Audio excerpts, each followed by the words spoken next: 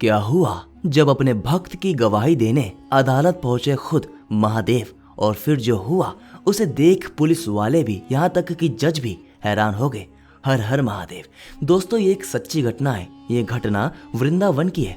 दोस्तों वृंदावन में एक संत रहा करते थे। लोग उनको जज साहब कह के पुकारते। तब लोगों ने पूछा कि ये तो एक संत है, तो फिर लोग उनको जज साहब कहकर क्यों पुकारते हैं। तब एक व्यक्ति ने बताया कि असल में वो संत एक जज थे जो जिले के कोर्ट में फैसला किया करते थे। दोस्तों हम बताएंगे आपको ये दिलचस्प सच्ची घटना, लेकिन सबसे पहले आप सभी को हमारा बहुत बहुत नमस्कार और स्वागत है हमारे YouTube के चैनल में। दोस्तों अगर आप भी महादेव के भक्त हैं तो देर किस बात की, अभी कमेंट करें हर हर महादेव। तो दोस्तों जिले के एक गांव में एक केवट रहता था जो महादेव का बहुत बड़ा भक्त था। वो बहुत भोला और मासूम भी था। वो रोज शिव मंदिर जाके प्रभु की सेवा करता। एक दिन की बात है, केवट को उसके पिताजी ने बुलाया और कहा कि बेटा तुम्हारी बहन अब बड़ी हो गई है और कुछ महीने में उसकी शादी भी करनी है और पैसों की बहुत जरूरत है। क्यों ना तुम जाके जमींदार से कुछ पैसे उधार ले आओ। उस पैसों से मैं तुम्हारी बहन की शादी करा दूंगा और फिर बाद में उनको ब्याज सहित हम लौटा देंगे। तुम जल्दी जाके पैसे लेके आओ। दोस्तों केवट फिर उस दिन जमींदार के पास जाके कुछ पैसे उधार लेके आया और वो पैसे अपने पिताजी को दे देता है। कुछ महीने में केवट की बहन की शादी बड़े धूमधाम से कराई जाती है। शादी के बाद केवट शहर जाता है और कुछ सालों में उसने खूब सारे पैसे कमाए होते हैं। फिर वो अपने गांव वापस आता है। एक दिन पिताजी को वो बोलता है कि पिताजी ये पैसे ले लो और जमींदार के सारे पैसे जाकर लौटा दो। पिताजी बोले कि बेटा तुम पैसे लौटा के आ जाओ। और फिर वो केवट उस जमींदार के पास गया और बोला कि जमींदार साहब मैंने आज तक जितना भी पैसा आपसे लिया है वो सब लौटाने आया हूँ। अपना हिसाब मुझे बता दीजिए और मैं आपको सारा पैसा ब्याज सहित वापस देने आया हूँ। दोस्तों केवट ने वो सारे पैसे लौटा दिए और फिर जमींदार ने उसे एक पर्ची दे दी जिसमें लिखा था कि केवट ने मेरे सारे पैसे लौटा दिए हैं, मेरा सारा हिसाब चुकता किया है, अब इसका कुछ भी ऋण मेरे पास बाकी नहीं है। दोस्तों जमींदार बोला कि केवट ये पर्ची देख लो। तब केवट ने बोला कि नहीं साहब जी, अब पर्ची देखने की क्या जरूरत, ठीक है मैंने आपके सारे पैसे लौटा दिए। जमींदार फिर से बोला कि एक बार देख तो लो। तब केवट बोला कोई बात नहीं साहब जी, वो तो भोलेनाथ शंकर जी जाने। जमींदार ने सोचा कि ये केवट तो काफी बुद्धू और भोला है, क्यों ना इससे ज्यादा पैसे ऐठूं, क्यों ना इससे ज्यादा पैसे कमाऊं।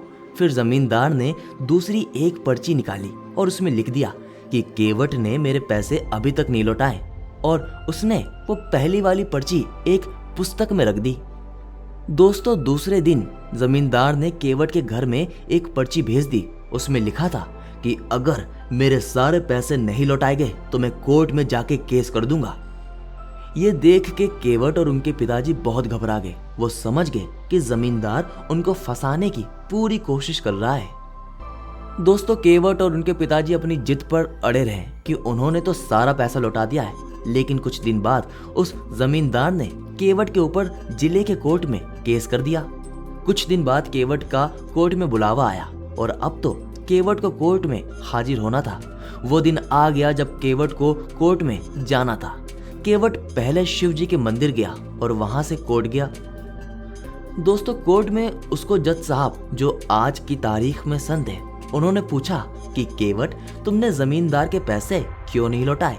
तब केवट बोला कि जज साहब मैंने तो इनके सारे पैसे लौटा दिए हैं, ये तो मुझे फंसाने की कोशिश कर रहे हैं, ये जमींदार पूरा झूठ बोल रहा है। तब जज साहब बोले कि पैसे लौटाते समय तुम्हारे अलावा और कोई भी क्या वहां पे मौजूद था। तब केवट बोला कि वो तो शंकर जी जाने। जज साहब बोले कि वहां पे शंकर नाम का कोई व्यक्ति मौजूद है।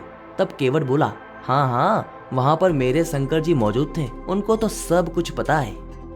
दोस्तों तब जज साहब बोले कि ये शंकर जी कौन है, कहाँ रहते हैं, उनका पता तो बताओ। तब केवट बोला वो तो मंदिर में रहते हैं। तब जज साहब बोले कि ये शंकर जी कौन है, कहाँ रहते हैं, उनका पता तो बताओ। तब केवट बोला वो तो मंदिर में रहते हैं। जज साहब ने सोचा कि कोई पुजारी होगा जिसका नाम शंकर होगा। जज साहब ने शंकर के नाम का वारंट निकाला और अपने सिपाहियों से बोले कि जाओ ये वारंट लेके उस मंदिर में जाओ और शंकर जी को दे आओ। सिपाही तुरंत वारंट लेके निकल गए। कुछ देर बाद वो मंदिर पहुंच गए। पुजारी से बोले कि यहाँ शंकर नाम का व्यक्ति कौन है, उनके नाम पे वारंट है, जाओ उनको बुला के लाओ। तब पुजारी बोला कि शंकर जी तो स्वयं महादेव हैं।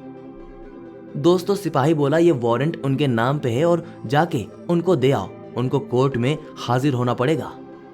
फिर पुजारी ने वो वारंट लिया और शिवजी के चरणों में रख दिया और बोला, हे प्रभु, आज तक तो आपके चरणों में कई सारे पकवान, आभूषण, वस्त्र, ये सारी चीजें आई हैं, लेकिन आज पहली बार एक वारंट आया है। प्रभु अपने भक्त की लाज रख लेना। दोस्तों आखिर वो दिन आ गया जब प्रभु को कोर्ट जाना था गवाही देने के लिए। केवट सवेरे सवेरे मंदिर गया, प्रभु के दर्शन किए और बोला कि शंकर जी, आपको तो पता है ना कि आज आपको कोर्ट में आना है मेरी गवाही देने के लिए, मैं आपका इंतजार करूंगा। फिर केवट कोर्ट चला गया। जज साहब आए और सिपाही से बोले कि शंकर जी को हाजिर किया जाए। तब सिपाही ने पुकार लगाई कि शंकर जी हाजिर हो। ऐसा 3 बार कहा गया और तब जाकर एक बुजुर्ग व्यक्ति कोर्ट में आ गया। वो बुजुर्ग व्यक्ति धीरे धीरे चल के आ रहा था। कपड़े फटे थे, सिर बंधा था, गले में तुलसी की माला थी और चेहरे पे विलक्षण तेज था। जज साहब ने उनकी तरफ देखा और वो उनको देखते ही रह गए। जज साहब ने पूछा कि आपका नाम क्या है? वो वृद्ध व्यक्ति बोला कि मैं ही शंकर हूँ। जज साहब बोले कि क्या उस दिन आप भी मौजूद थे जिस दिन केवट ने जमींदार के सारे पैसे लौटाए थे? तब शंकर जी बोले कि हाँ, मैं वहाँ पर मौजूद था और केवट ने सारे पैसे मेरे आंखों के सामने ही जमींदार को लौटाए हैं। जज साहब बोले कि इसका क्या सबूत है, तुम्हारे पास कोई सबूत है कि नहीं? तब शंकर जी बोले कि जमींदार जहाँ पे बैठे हैं वहां पर दाई तरफ की अलमारी में एक लाल रंग की पुस्तक में वो असली वाली पर्ची रखी है जिसमें जमींदार ने लिखा था कि केवट ने मेरे सारे पैसे लौटा दिए हैं। दोस्तों जज साहब ने तुरंत सिपाहियों को जमींदार के घर भेज दिया और उनको वो असली वाली पर्ची मिल गई। सिपाही पर्ची लाके जज साहब को दे देते हैं। जज साहब को सारा किस्सा समझ आ गया। फिर वो केवट की तरफ मुड़े और बोले, केवट, तुमने जमींदार के सारे पैसे लौटा दिए हैं, अब तुम घर पे जा सकते हो। फिर जज साहब शंकर जी की ओर मुड़े, लेकिन देखा तो वहां पर कोई वृद्ध व्यक्ति यानी शंकर जी नहीं थे। उन्होंने केवट से पूछा, अरे ये शंकर जी कहाँ चले गए? तब केवट ने बोला कि जज साहब वो तो अपना काम करके चले गए, उनको गवाही देने के लिए आना था, उन्होंने दे दी। जज साहब ने पूछा कि केवट, ये शंकर जी आखिर करते क्या हैं? तब केवट बोला, कुछ नहीं करते, ये तो मंदिर में बैठे रहते हैं, इनके तो बहुत सारे मंदिर हैं। ये सुनकर जज साहब अचरज में पड़ गए। उन्होंने उस सिपाही से पूछा कि क्या तुम मुझे शंकर जी के घर ले जा सकते हो? फिर वो दोनों चल दिए। दोस्तों वो सिपाही जज साहब को उसी मंदिर में ले गया जहां उसने शंकर जी को वारंट दिया था। जज साहब ने देखा कि एक पुजारी उस मंदिर में मौजूद है। उन्होंने उस पुजारी से पूछा कि ये शंकर जी कहाँ पर है? तब वो पुजारी बोला कि साहब, ये तो आपके सामने ही बैठे हैं, आपको दिख रहे हैं, वो तो भोलेनाथ शंकर जी हैं। जज साहब ने देखा तो वो सदमे में आ गए। देखा कि वो मूर्ति उस बुजुर्ग व्यक्ति की तरह ही दिख रही है जो वहां पर आए थे। वो देखकर जज साहब रोने लगे। वो रोते रोते ही अपने कोर्ट में आ गए और अपने आप को एक कमरे में उन्होंने बंद कर लिया। और दूसरे दिन जज साहब ने अपना इस्तीफा भी दे दिया। जब उनसे पूछा गया तो वो बोले कि जिसकी अदालत में एक दिन सबको जाना है, वो पालनहार आज मेरी अदालत में आए और मैं बैठा रहा। वो खड़े थे, मैंने बहुत बड़ी भूल कर दी, उनको पहचान तक नहीं सका।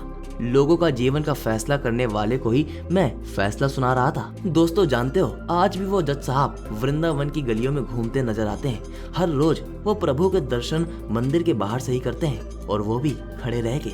दोस्तों सच्चे मन से की गई भक्ति में ही भगवान रिझ जाते हैं। भगवान को सिर्फ और सिर्फ सच्ची भक्ति और प्यार चाहिए, इनमें से ही वो प्रसन्न हो जाते हैं। तो